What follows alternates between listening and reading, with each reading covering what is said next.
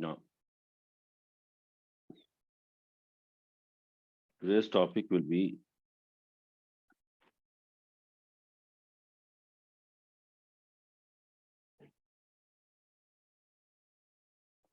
projectile motion.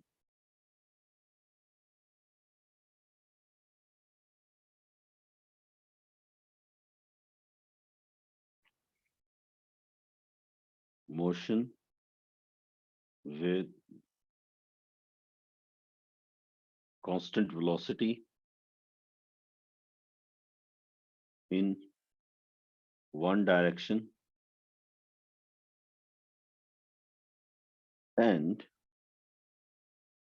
with constant acceleration in perpendicular direction simultaneously.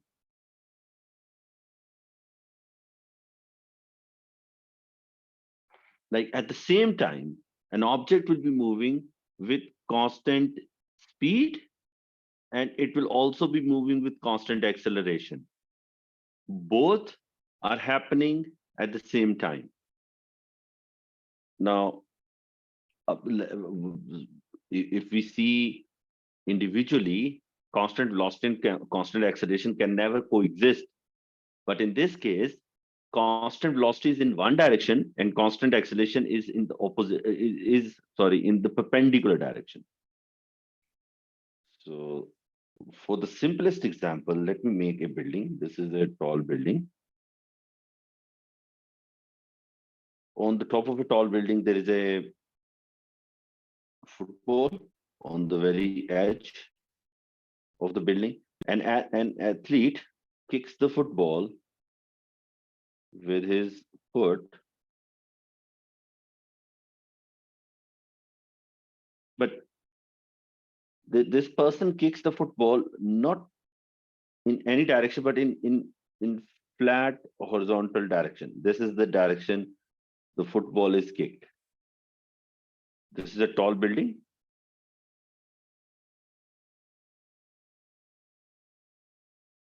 This is the flat horizontal surface. Now,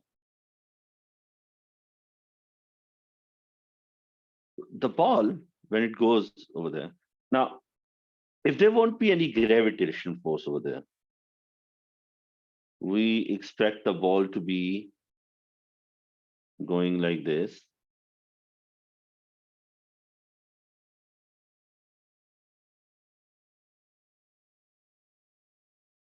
Ball should keep going with constant speed forever,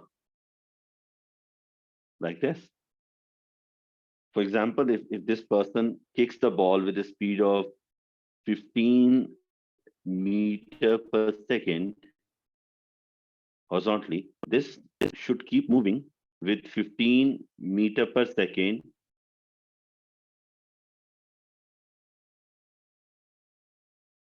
like this. No change in velocity because there is no reason for velocity to change. Okay. We have ignored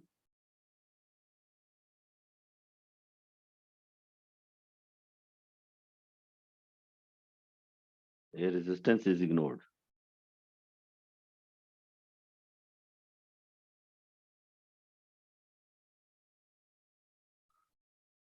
Okay. But we all know, you and me, that this is not going to happen. And neither the ball will fall like this. Ball will not follow this path as well. What kind of path this ball will follow? The answer is it will be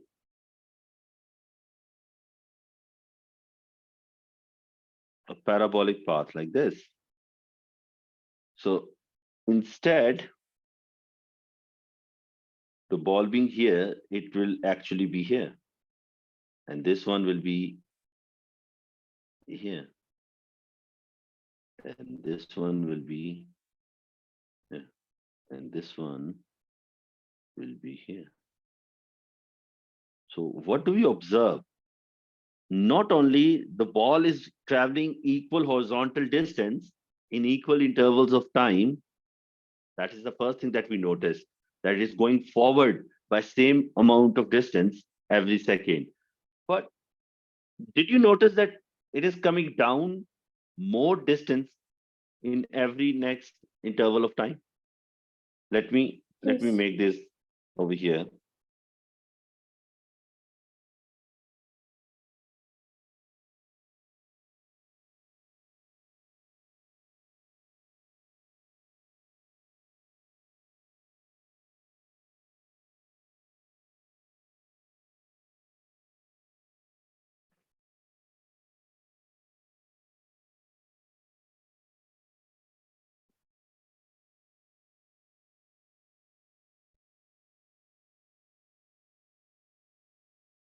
So look, is it falling same vertical distance in every second?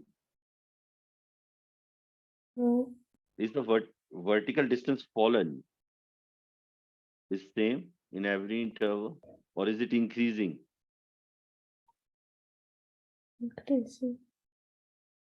So good, good. It means the horizontal speed is staying same, but the vertical speed is not.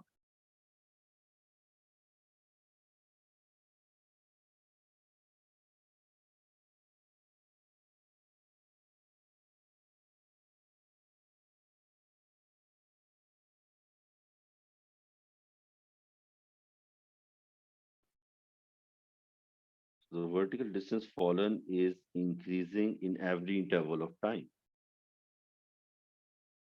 So let me make arrows over there to show vertical velocity.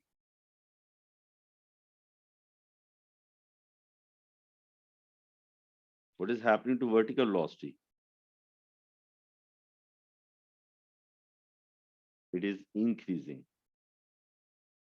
This is Vy, Vy, Vy, Vy. So vertical velocity is increasing every interval of time. Mm,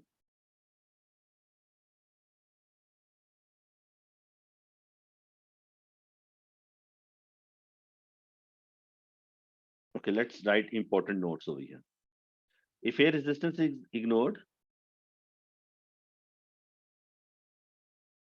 horizontal velocity stays constant. Vx is constant all along. The horizontal velocity, Vx, is same. Vertical velocity increases at constant rate of 9.81 meter per second per second. So the vertical speed will be increasing at an exact rate of gravitational acceleration.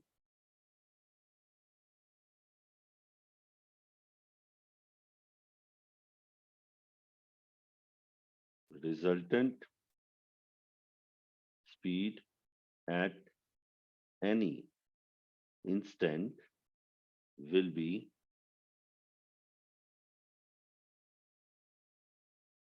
resultant of Vx and Vy. Vy equals to acceleration into time. Actually, gravitational acceleration into time. So this is the formula for Vy. Some of you might say that where does this formula come from? So I would say you have to recall formula V equals to U plus AT. You would say that this formula does not look like this one. I would say the initial vertical velocity is zero and acceleration equals to gravitational acceleration. Let's replace u with zero and g with a, or actually a with g. So what we get is vertical velocity will be gravitational acceleration to time. So if you want to know what is vertical velocity here, all you need to know is how long this ball been in air, starting from the kick point, how long it has been in air, just multiply gravitational acceleration with that time, you will get the vertical velocity over there. Horizontal velocity stays same. But if somebody wants to know what is the resultant velocity, what is the net velocity, what is this velocity, you should know that this velocity that you want to know is the resultant of 15, which is the horizontal velocity, and the vertical velocity. That means that v will be equal to vx square plus vy square square root. And if you want to know the angle it is making, that will be equal to tan inverse of vy over vx. So you find vertical component at any instant, you find horizontal component at any instant, and use those components to find resultant velocity and the angle of resultant velocity. This is how we can calculate missing variables. Now, how can we draw different kinds of? Oh, okay, one more thing.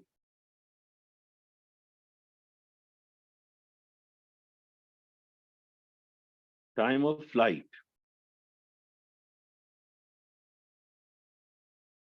How long ball stays in air? How long it stays in air depends on number one,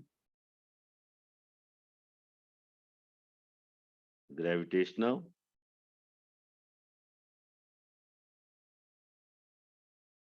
acceleration. Number two,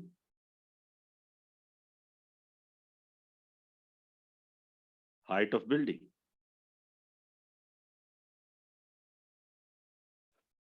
For some of you, it might be disturbing that regardless of what is the horizontal speed of the ball,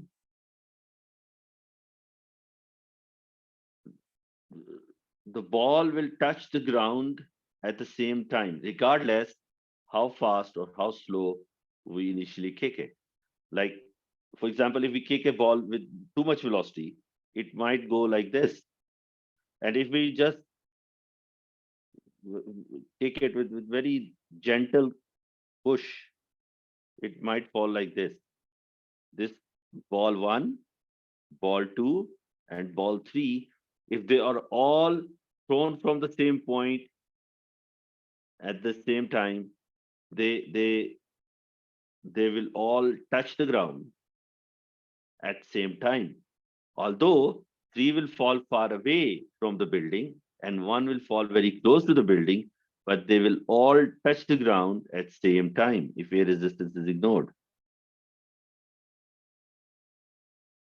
And the reason is that vertical velocity is increasing in the same pattern. Even if the horizontal velocity is constant, the vertical velocity is increasing in the same pattern. And it is totally independent of the horizontal velocity. Initial vertical velocity is zero, and then it increases, increases, increases. So, and then one more example. You must have seen when we fire a bullet or a rifle, sometime a casing comes out of the gun. Okay, the casing of the bullet comes out of the gun and it falls on the ground. And meanwhile, bullet goes out and it touches the ground somewhere over there. Okay, so not to the scale, This height is very small, say 1 meter. This distance is 300 meter. For example, the bullet touches the ground after traveling 300 meter in air, and the shell also has to fall 1 meter. Believe me, if shell comes out of the bullet horizontally and the bullet is also fired perfectly horizontally, they both will touch the ground at the same time. Although bullet would have traveled 300 meter horizontally and only 1 meter vertically, and shell has only traveled 100 vertical distance, but they both will touch the ground at the same time. So how long the bullet is supposed to stay in air is totally independent of its horizontal velocity. It will only depend on how high that bullet is from the ground. Now, let's make different kinds of graphs over here because we always do that. First of all, just 1 second.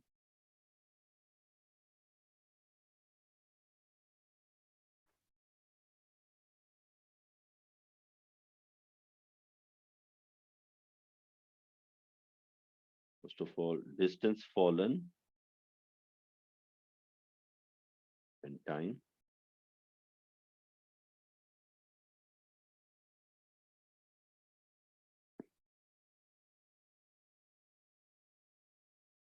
Horizontal velocity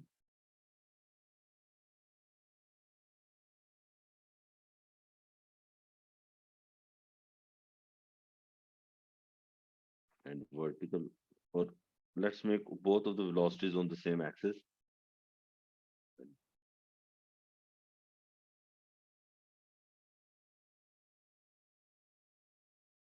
First one,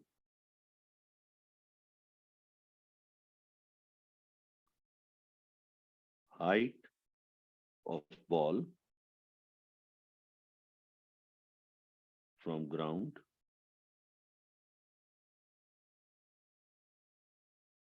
velocities, like we will make the graph for horizontal velocity, label it Vx, and vertical velocity, label it Vy.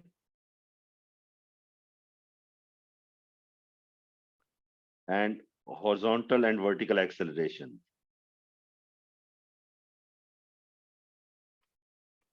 And there is time on x-axis. This is the time when the ball touched ground.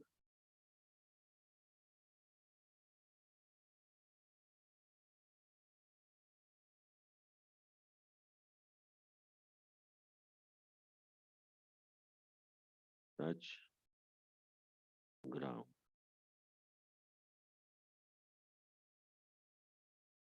Touch ground. So this is time. Okay, what kind of graphs will be there? Do you do you want to give it a try before I do? Will be now. This is how the height versus time graph should look like. Horizontal and vertical velocities. Horizontal velocity stays same and vertical velocity is increasing at a constant rate. And this is how the acceleration time graph should look like. Now, what if an object is thrown from the ground? It goes up, goes to maximum height, where the vertical velocity becomes zero, and then object descends again. How the height of the ball changes, let's draw the graph for that. Speed, velocity, and acceleration.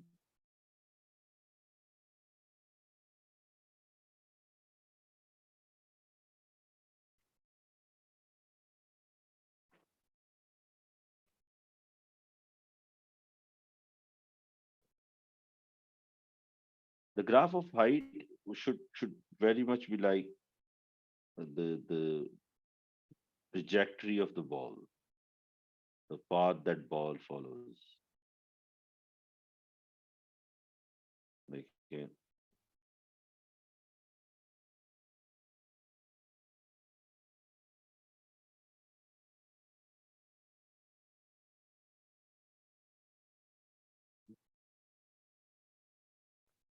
Speed. The horizontal speed from the beginning till end stays same.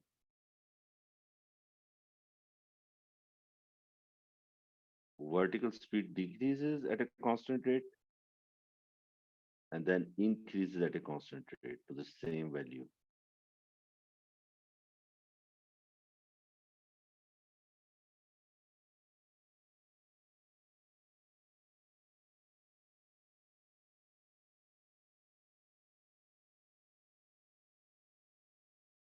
This is horizontal velocity. This is speed and vertical speed. The vertical speed starts at u sine theta, and horizontal speed starts at u cos theta. This is how the speed changes. What about velocities? Horizontal velocity stays same from the beginning till end, no change.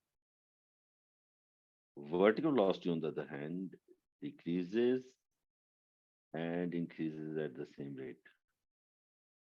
But when it increases after the highest point, it is increasing in the opposite direction. And because it is a vector quantity, and for vector quantity, it is very important to keep the direction in mind. So this is vertical velocity, this is horizontal velocity, u cos theta, u sine theta, and here it will be minus u sine theta. What about acceleration? Again, horizontal acceleration will be constant and zero because there's no change. This line has to be on x-axis, and vertical acceleration is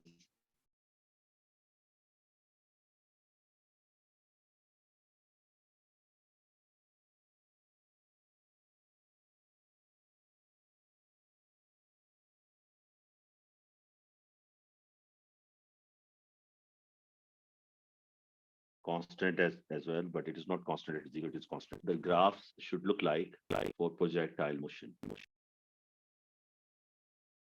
Any questions?